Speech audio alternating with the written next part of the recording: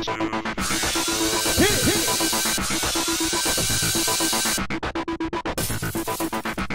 guys, welcome to another recap of Project Runway. Jay has immunity this week, but the guys, they're talking a little bit of smack about Ping because they really think that she should have been the one to be sent home last week. So the field trip this week is to the Metropolitan Museum of Art. They find Tim Gunn there. He's surrounded by 10 fashion iconic looks. Bad news is, teams of 2. It's never good. So what they need to do is create a high-end signature look. They're going to have the most amount of money Project Runway has ever offered for a challenge, which is $500, and 2 days. It's about time we got a 2-day challenge out of this show. So the team leaders and the teams. Jay's the team leader, Maya's the understudy.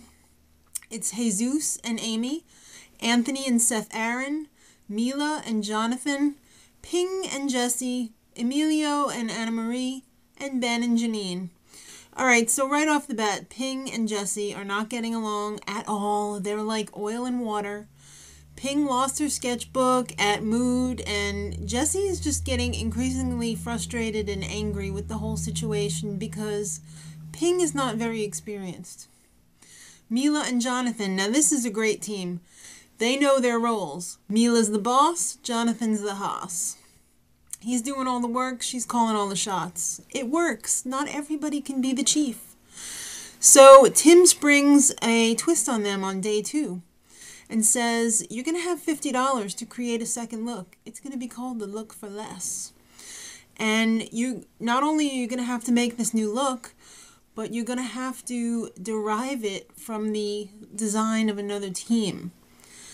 Only one person's going to Mood to shop for the fabric, and they're only going to have 20 minutes. So, Ping is the one to go to Mood, and she brings back this hooker fabric. Tim described it as cheap and cheerful wrapping paper. I would have to agree. Jay and Maya, there was a little concern whether they would finish or not. Seth Aaron and Anthony, they are like an old married couple. An old gay married couple. Alright, so it's time for the runway show. The judges for this runway show are Michael Kors, American designer, Nina Garcia, and Matthew Williamson. He's a Brit. Alright, so let's just talk about the top and the bottom. One of the top teams, Jay and Maya. They had that lovely black designer gown with the fabric waves on one shoulder. This was my absolute favorite, either of the Look for Less or of the couture look. I loved it. It was so modern, and it just looked like it could have belonged in a museum. Their Look for Less, they had the little black jacket with the dress underneath.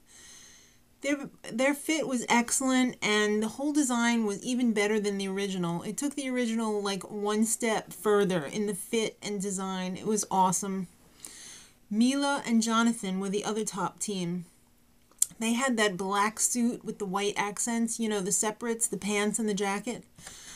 The judges loved it, but it looked really 80s to me. It kind of reminded me of that Brady Bunch outfit that they used for performing, with the pants and the sweaters with the little rings on the pants legs.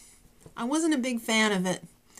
Their Look for Less, they had that baby doll dress that was the little sister of Seth Aaron and Anthony's scary, costumey, yellow and black bee gown. I didn't like it. I don't think the judges did either.